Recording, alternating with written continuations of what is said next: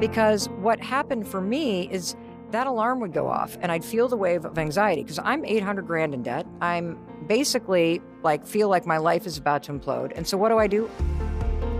So welcome to the My Legacy podcast, where we help you create a living legacy and a fulfilled life. One of the things that makes this podcast special is that we don't just meet extraordinary individuals, we meet the people who know them best.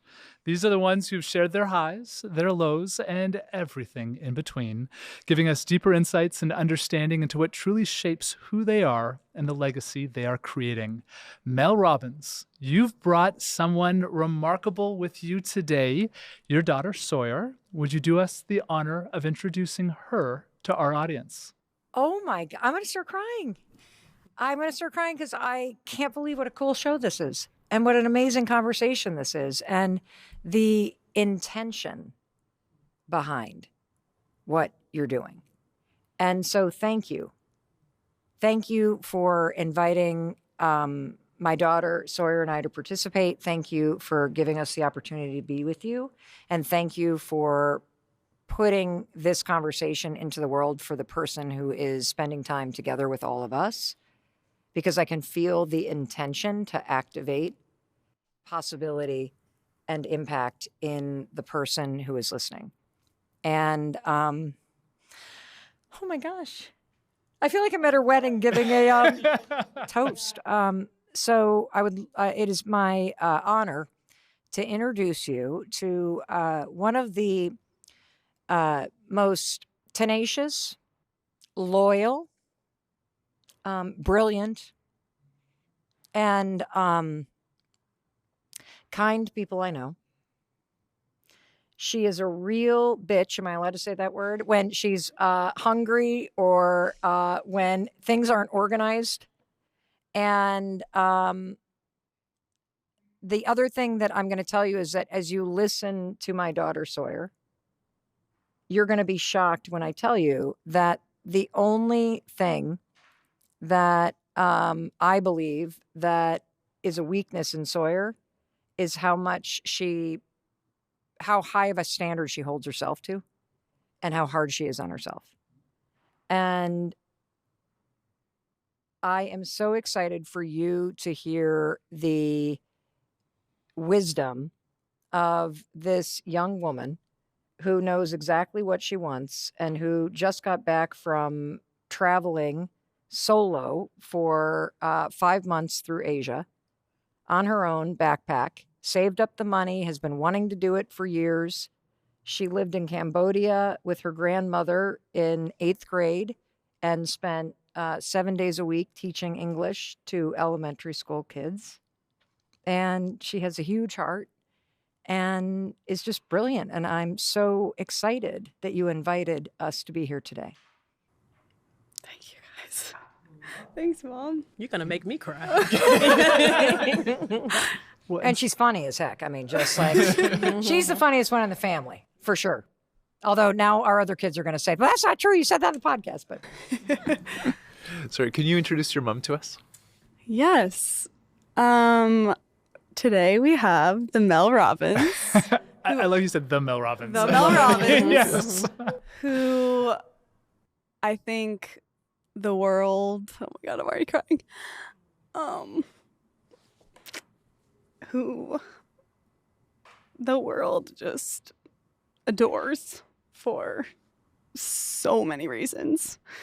And has had many careers that I wasn't alive for, but for the 25 years that I was alive has just changed lives like every single day, and especially mine. And I know her as my mom, and the world knows her as one of the top ranked podcast hosts and motivational speakers and kind-hearted people in the world. And that is legacy. Oh. That is legacy. No question. I love it. Well, we feel deeply privileged. We're all fans, if we can say that. We're all fans. Let's be candid here. Big fans. I think it's so cool what you guys are doing is getting someone else's perspective, and I think it's really cool I know that a lot of people probably have their significant others or business partners on, or whoever. I'm excited to see all the guests, but having a parent and child relationship is, I think, extremely special. And I just have a very different perspective of her and look up to her like more than anyone in my life. So I'm super excited to share with you guys about that. And that's why this is my favorite podcast. I love it. Well, let's get in. Mel, we've all heard through the books, the podcast, your incredible life journey so far, and so much of your legacy that was shaped from where you were raised, proud Midwestern through and through. Yes. So can you take us way back to those early days and some of the stories and moments that shaped your view of legacy and the impact you have made on the world today? Of course. So I grew up in the Midwest in Muskegon, Michigan. And my parents, Marcia and Bob, hi, Mom, Dad, they both grew up inside of big family businesses. And by big, I mean it was a big deal because everybody had to work in them. My mom grew up on a big cattle farm in upstate New York. They raised Angus cattle, still do, and hogs and sold produce. And everybody had to work in the farm business. And I remember being there one Thanksgiving, and we were about to sit down for dinner. And it was snowing, and this is outside of Buffalo, New York, so that won't surprise anybody. It was snowing at Thanksgiving. And all of a sudden, the phone rang, and the hogs had busted loose from one of the farms. And it was a location that was starting to get developed, so they had run out onto Transit Road, which is a 4-lane kind of highway-style road. And so that just meant everybody's now up at the table, and we're all pulling on the coats, and we're heading off to go gather up all the hogs. And my dad grew up, his father was an immigrant from Austria and then served in the Navy here. And my grandmother grew up in Ohio in a coal mining town and met my grandfather because she was basically shipped out to the East Coast to answer an ad for wealthy people that were looking for maids. And they met very young, and my grandfather went into the Navy. And then when he came back, they both started working in a bakery. And over time, they ended up, just doing an earn-out and taking over the bakery in downtown Chatham, New Jersey. And my dad grew up working in the bakery. And so from my grandparents on down to my parents, there is just in the DNA family. And God, why are you guys making me cry? I don't is that what this podcast is about, for crying out? Are you pumping something into here? Holy smokes. And so there's just this, I don't know if the right word is ethos, but that's what's coming to mind. There's a spirit of family, connection, community, and hard work. Hard work. And, my mom and dad met when they were both out attending college at Bethany College in Lindsborg, Kansas. They meet.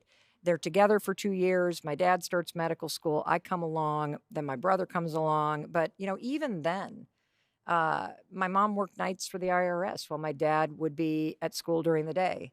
And I also remember my parents being very service-minded, because I get a lot of questions about, why are you such a warm person? Why are you so driven to want to help people? And one of the answers is because I've screwed up my life so profoundly, and I caused myself so much heartache and headache, and I caused so many other people's heartache and headache because I just didn't know. I either didn't know what I was struggling with, or I didn't know the right problem to solve, or I didn't know I was the only one to feel this way, or I didn't know I could ask for help. And if I can save somebody that same heartache and headache, if I can show somebody a shortcut, whether it's because I learned it the hard way or I've learned it for somebody else, that's a life well lived. And what I have been reflecting upon as I've been thinking about this topic of legacy and the extreme honor it is to be here and talk to you all about this and unpack this topic, is that even as a little girl, I remember my mom being very, very involved in Service League. And I remember how she would go down to the farmer's market, and it would take forever because she would talk to every single farmer there. Didn't matter what they were growing or what they were selling. She knew their names. She knew their grandchildren. She knew the dog's name. She knew how to pick out a peach versus how to, it was just amazing. And my father, every Thursday, would always go up to Shelby, Michigan, because they didn't have a hospital. So he would be in a clinic so he could be the surgeon on. And so there was always just this service-minded thing. And the other thing that really struck me is I remember my mom's got a lot of moxie. And I really get a lot of my gumption to just try things from her. And I remember at one point, she and her best friend, Susie, decided they were going to open a store in downtown Muskegon, Michigan. And they weren't going to do it in the mall because she wanted to do it her way, which I just love. And so she opened it, a block away from the mall, and it was a kitchen gourmet store. Now, I'm talking 1982. This was before the big stores. This was before flavored coffee was a thing. And it was during the time of Tupperware parties. Yes, probably. yes, ma'am. That's But, right. yeah, That's like- right. That's right. And so she's like, I just want to do this thing. I remember they went to the bank that my parents banked, and my mom and Susie walked in, and they were just looking for a small line of credit to start this little business, right? And they were going to go to the Chicago gift show, and they knew what they were going to get because they were both big cooks, and they were all excited to sell the vanilla coffee because they didn't have that in Muskegon, Michigan. So they go to the bank where we have all of our banking, like everything, the mortgage, the bank, everything. And so my mom and Susie walk in there, and Susie's a customer too with her husband. And they go to apply for a loan, and they're filling out the paperwork, and the people are like, this should be no problem. And then all of a sudden they say, well, you're just going to have your husband's cosign. Yes. Ooh. Yes. My mom. Hi, Mom. My mom stood up, walked over to the teller, and proceeded to start to close the counts one by one. Wow. Because she was a cosigner on every account. I'll tell you what, she got that loan. And so it also just struck me that in just little ways, you can make a difference in your community. That, you don't get what you don't ask for. And, just kind of the value of putting your head down and chipping away at things over time. How's grandma? Is she as excited and engaged as Mel says? We call her Mousy. Okay. And so Mousy is, she's definitely a firecracker. I would say you get that from her. Yeah. And she's very, very strong-willed and has a very strong opinion, which you also get from her, and I also get from her. But she's like the most loving person, and I think really, although she may not show it sometimes, really loves you and cares so much about you and is so proud of her. Now, how do you think that has influenced how your mom has raised you? I'm thinking about generation. I think, obviously, growing up, the few memories I have of being a child was my mom had a call-in radio show in Boston. And me and my little sister, on whatever day of the week it is, would literally get taken out of school because we got to go to the radio show. And we would feel like celebrities walking in there, even though no one knew who we were, of course. And we'd go up to this tiny little studio, and you would tell us, Mom, that we were on air. So in other words, I lie a lot. But, no, Mel, it's called ninja parenting. Yeah. I love that. I'm stealing that from you. Yeah. And we would just we thought she was the coolest person in the world, that she had this radio show, and we thought we were on air. So we thought it was a whole show with all three of us, even though of course we were not on air. So that was my early memories of her, is she was a radio host. And then I got to high school, and then she really started to get on the road for motivational speaking. And she was pretty much on the road 200 days a year around I was gone. that. She was basically gone in high school. And so I feel that, especially at that time in my life when I really was present to her and what she was doing, and being a moody teenager, I think that really translated through the hard work, and like you have to go and get it. Yeah. And it doesn't come from staying at home or sitting around. And I think that watching her, especially as the oldest daughter, she's also the oldest daughter. I'm I think the oldest daughter. Of course, yes. Oh, Let's yeah.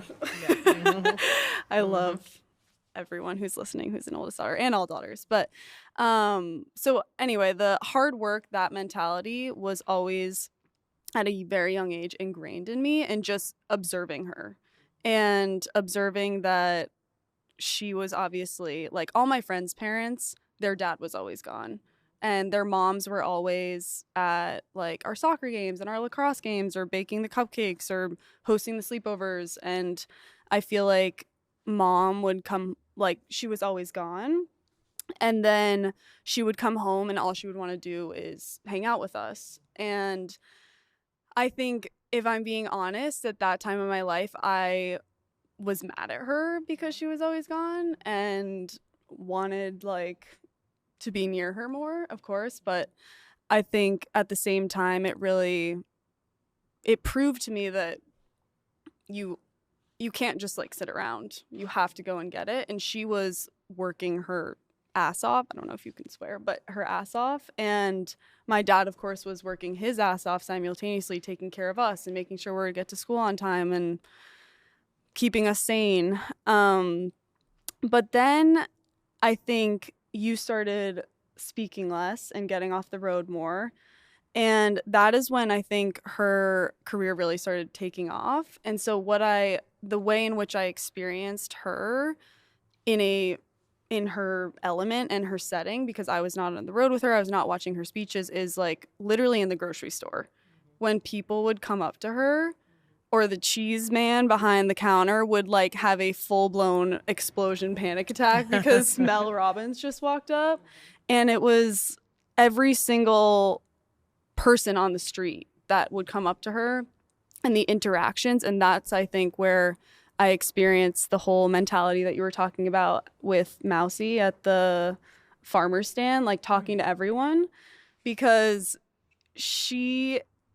when she's talking to you, she makes you feel like you're the only one in the room.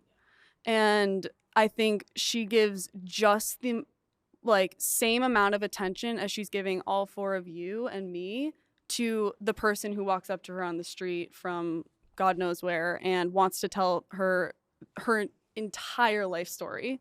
And she sits with them and hears them, and she always says, no matter what, I have the easy job. I give the advice, but you're the one who actually has to do it.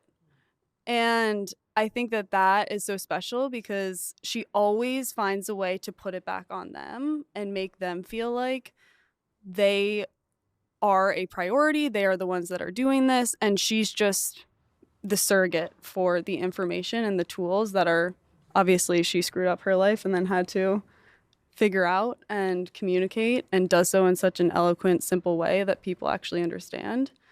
And so I think that also trickled down through my grandmother, and just like her interactions with everyday people are the most friendly and present, and like, of course, let's take a picture. Of course, like, let me sign this for your mother that you just told me about, and so it's definitely, I think, made me a kinder person. Mel, your career is defined by resilience, determination, leadership, and love. You've also shared that you hit rock bottom, and that was your catalyst for change. Can you tell us about that? You know, Sawyer was very gracious in talking about the good things. There were a lot of bad things. And we have had a lot of, I would call it like invisible distance in our relationship. You know how when you have somebody that you love very deeply and you just wish that you could be closer, you wish you could have more fun, you wish it just sort of was more of a well-oiled machine and not so like, and I screwed up a lot of stuff. I mean, I had ADHD and dyslexia and was not diagnosed till I was 47. And when that happens to you, what you develop is anxiety. And so I had a chronic struggle with anxiety.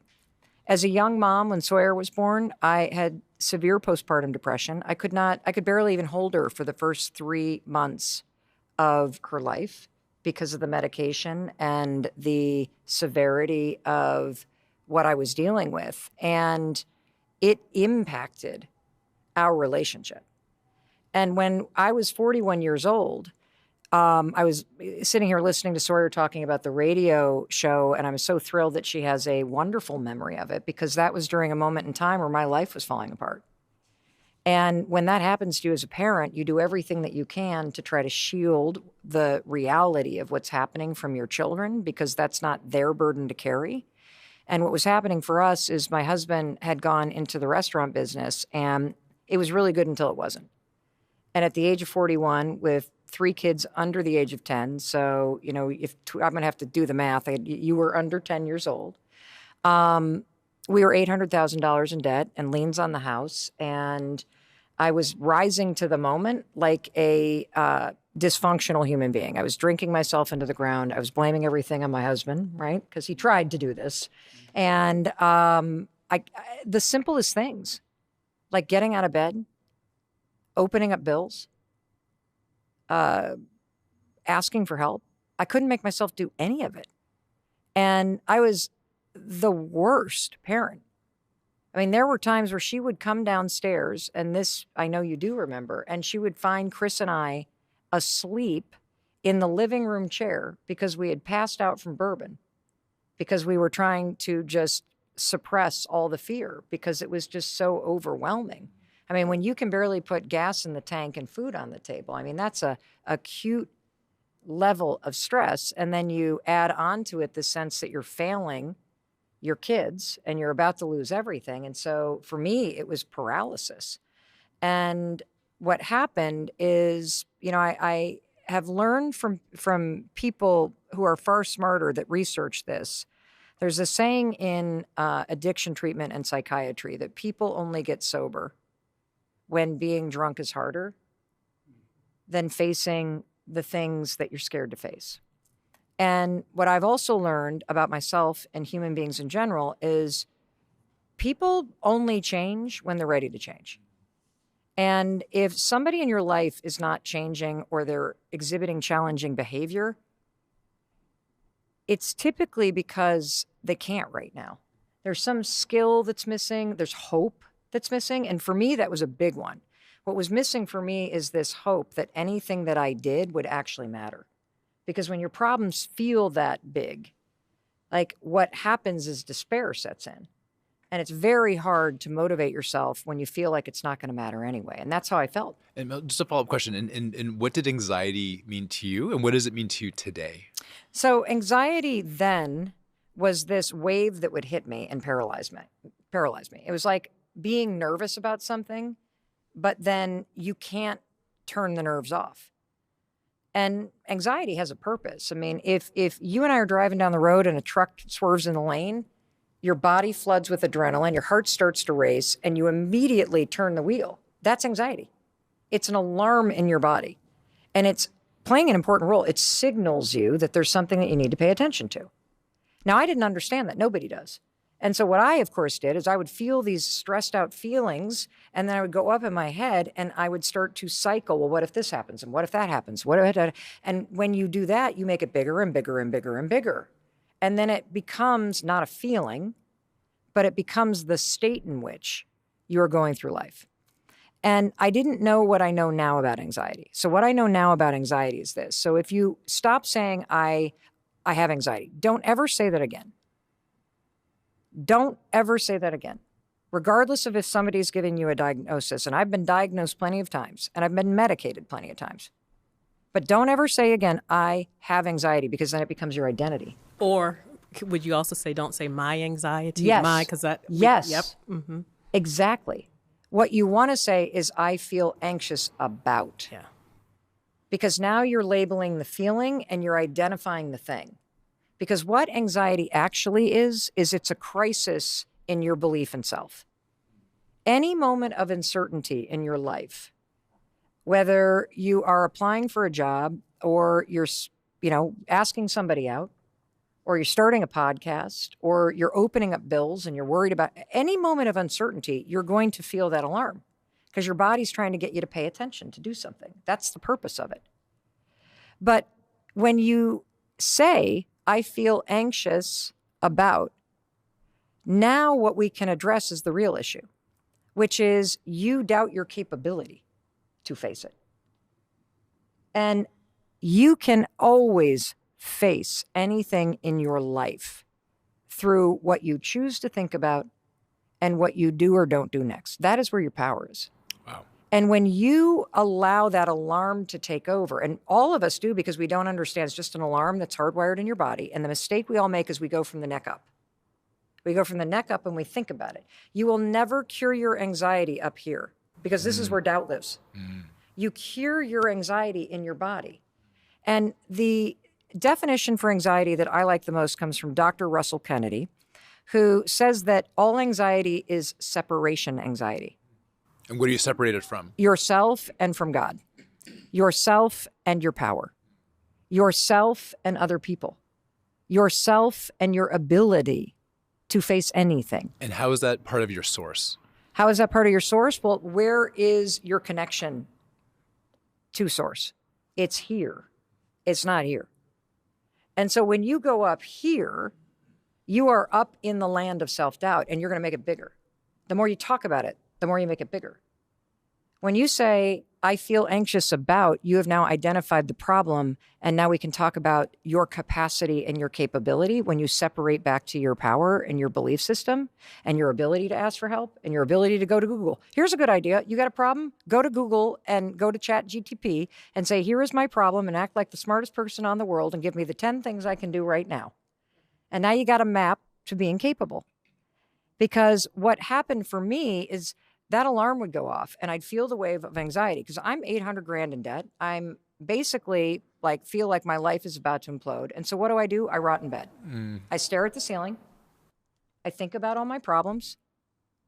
I then hit the snooze button, which by the way is making procrastination the first decision of your day. I mean, how are you going to win in life if your first decision is, I think I'll just avoid getting out of bed? And what happened is I would literally hit the snooze button 4 or 5 times in the morning, and then these guys would miss a bus. You probably don't remember this, but then I would thank God, and then I would come racing out of the bedroom like a lunatic because they would be waking me up. Bus would be gone. Chris was a very smart man. He didn't want to be there when I woke up. I mean, Martin, right? And so... No comment. Very smart man. You did good. And so, he didn't want to be there when I got up. And so they would be waking me up. And so now I'm yelling at them because I am disconnected from here because I don't understand what anxiety actually is and what it isn't. And I couldn't reconnect with myself. And that's also part of the neurology and the physiology of it. But you can reconnect to yourself. And so they would then miss a bus. Then that's just sent my whole day just down a complete wrong way. And so what happened is I just got this idea that maybe if I moved fast enough when the alarm rang, that I could move fast enough and beat the anxiety. That maybe if the alarm rang and I launched myself out of bed like a rocket ship, literally like NASA, 5, 4, 3, 2, 1, that if I launched myself, maybe I wouldn't be in that bed when the anxiety and the depression and the overwhelm hit. And it worked. And what it taught me, and this has been the thing that has really defined a lot of my career, is that you can build a skill in life where you learn to not let your emotions and fears about things dictate what you do. That you are not defined by how you feel. You are not defined by your emotion in the moment. I mean, if you really think about it, you can't be courageous without fear. You can't display confidence without self-doubt. One of the things that I say to our daughter all the time is that courage is not the absence of fear. It's when you do it anyway. Yes. Yes. So it's not feeling, when we're talking about her grandparents or we're talking about taking a test, it's not, Yolanda, not feeling it. That's not courage. Right. It's when we feel it and we do it anyway. Yes. I'm curious though, what was that impetus to make you even say, to come up with the Okay. yeah, Okay. This is so it's like, okay. So I was sitting in my living room and the kids had gone to bed and Chris, again, smart man, nowhere to be found. And have you ever had a moment where you're giving yourself a pep talk? I mean, that is a low moment. It's one thing if you're giving me advice, but if you're having to talk to yourself, right? So I'm sitting there, I'm like, all right, that's it, Mel. Tomorrow morning, it's a new you. Tomorrow morning, you're calling your parents and you're telling them what's happening. Tomorrow morning, you're going to start exercising. Tomorrow morning, you got to look for a job. How did it go? Oh, well, I keep ticking off the list. Okay. And then I get to, and by God, tomorrow morning, when that alarm rings, woman, you're not going to lay there in bed like a human pot roast marinating in fear. You are going to get up and get those kids on that bus. And at that exact moment, a rocket ship shot across the television screen at the end of a commercial, and it gave me this harebrained idea. That's it. It must be a sign from God. Tomorrow morning, when the alarm rings, I'm just going to launch myself out of bed like a rocket ship. Now, I had 4 bourbon Manhattans that night, so that's probably, what also opened me up to it. But I actually do believe it was divine intervention. There is no other explanation because the idea is absurd. And the very next morning when the alarm rang, that's what I remembered.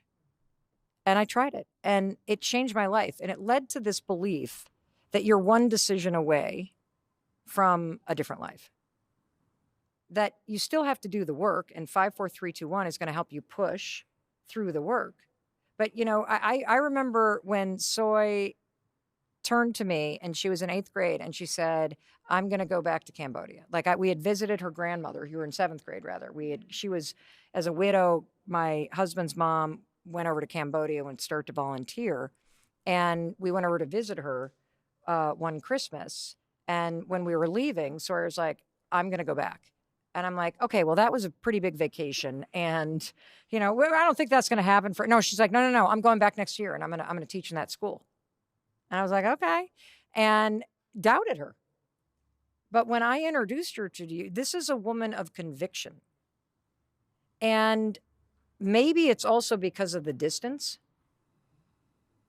that whether it was because I was emotionally unavailable or when we were struggling and my career took off, my ambition was largely about paying bills, largely about getting the kids back into town soccer, largely about restoring all of the savings that we had blown.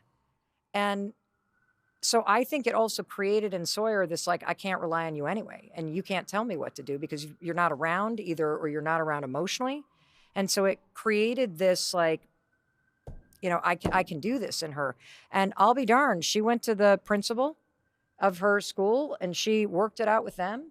And that next year she went back and spent 2 months living in Cambodia and took a leave of absence from 8th grade, and it changed her life. And then she said, I'm going to go do it again. Okay, Mel, we all know 5, 4, 3, 2, 1. Right. The world. Yes. We sent in the tech talk, read the book. We all love it. I actually want to turn it to you, Sawyer. Okay, so when those moments happen that the world now knows that story, was there a moment that you saw your mom in that transformation and you said, I want that strength in my life? A single moment? Probably not. I feel like I don't remember necessarily a single moment that was I want that strength. I want to be as smart, as brilliant, as confident as her, and just so loved. But I think it was honestly the little things that added up. I think it was truly all the small interactions. And I think overhearing her on meetings and just like all of you have said, she's just brilliant. And as are you. Oh, thank you. And did you notice that transformation? That moment that she described, from the anxiety, the stress, to that change maybe slowly? Last week, I think. But candidly, and partially, I even love the fact that there wasn't a moment. Because let me change my question, because I think we so often envision change being dramatic, the heroine arising, the melodramatic music and the Hollywood moment. And instead, maybe it was, to your point, a series of small things. And that's where the profound change is, because it adds up. Yeah, I've always looked up to her more than anyone in the world. And I think it was hard because she was always gone in high school. And so I didn't really know what she was doing. I've seen one or two times of her speaking. And during those times, I was like, wow, that's my mother up there. And seeing in her element, which was incredible. But as soon as she started to get off the road, I then went to college. And so then I also didn't really see her except on vacations. And I think in our time together, we really, at least before I started working with her, I think she made a conscious effort not to bring up work and talk about work. And so it was always just me and her. All my friends wanted to come over and get advice from her. And I think that all my friends always used to be like, I'm so jealous of you and your mom's relationship. You basically have free therapy every single day. But that's not what you want from me. No, of course. But I think that honestly, it was my friends being validating how incredible she was, that then at that age, I was young. So that is what started to open up my eyes to, wow, she's actually a bigger deal than I think I even know. And I think after college, it was COVID. And so I wanted to go backpack through Asia, and I couldn't because none of the borders opened. And so me and you lived together, if you remember, just me and you, because my dad and my brother had moved up to Vermont because we were between Boston and Vermont because my little brother was going to school up there. He has dyslexia, dysgraphia, so he finally got to pick his high school, and he picked Vermont, which is where my grandmother lives. And so me and you lived together for a few months. I blocked this. I don't even remember this. And I think it was then when I was at home and I had I didn't have a job, and I was just observing her in her work environment, and the team would come over every day. And I remember it probably in that time period feeling as though, wow, she is incredible, because you were online doing speeches and I was in the room next to you just overhearing you. And I think that was the time when I finally started to, I think, just see her in what she actually does in her element, because as a daughter, a son, as a child, there's such another world of your parents that you don't actually see unless you work with them, in my opinion. And I think there's just a whole nother side of you, of your parent as a person, that I just had absolutely no idea. And I think when we started working together a year ago, that is the time that which I, by the way, promised myself that I would never, ever do. I promised myself, literally, I never want to work for my mom. And I think it was a complete ego thing where I was embarrassed. I didn't want to tell people that I worked for my mom. I wanted to be Sawyer Robbins, not Mel Robbins' daughter. And I'm going to go get my own job. I don't want a referral. And just as many people experience growing up. But so when I got back from my backpacking trip through Asia, I had no money. And I was so sad because I had just completed a dream, and so a chapter in my life was over, and I didn't know what I wanted to do next. And before I went to Asia, I was working at a cybersecurity company in Boston, and I knew I didn't want to go back into the corporate world. And my mom turned to me and she was like, Sawyer, I was crying every day and being dramatic, and she said, Sawyer, you need money and I need some help. How about we use this you're not working for me. She said that like 1,500 times. You're not working for me, but I need some help on a little research project that I call the Let Them Theory. And I'm about to pay someone, a researcher, a full-time price to do this exact same thing when I can pay you the same and you can get a little income and feel like you have a purpose every day instead of getting up and working out and sitting around. And so I was like, you gotta trick ninja your daughter. parent. Yeah, You gotta trick your daughter. Oh, yeah. But yeah, so then I did the research project. So let me You can- address two things here, because I don't think changing your life is glamorous, and I don't think anybody notices when you do it right. I think it's a grueling process. And Chris and I protected our kids as best we could, because I remember the morning they found us when we had passed out in the chairs, and I'm like, I can't expose them to this. I have a responsibility to at least pull it together for them. And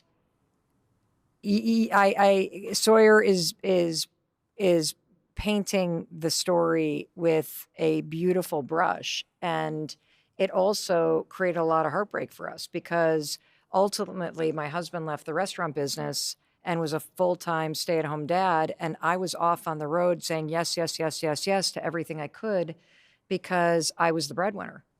And we went through so many things in our marriage because I resented the fact that I was in that position, and I was mad that I was on the road all the time, and I was scared about our finances. And I also feel like our marriage is ours. It's not their business. And so I'm happy to hear that we insulated them from a lot of it. But the truth is, me not being there created a lot of distance. And this is a huge issue inside of relationships between parents and children.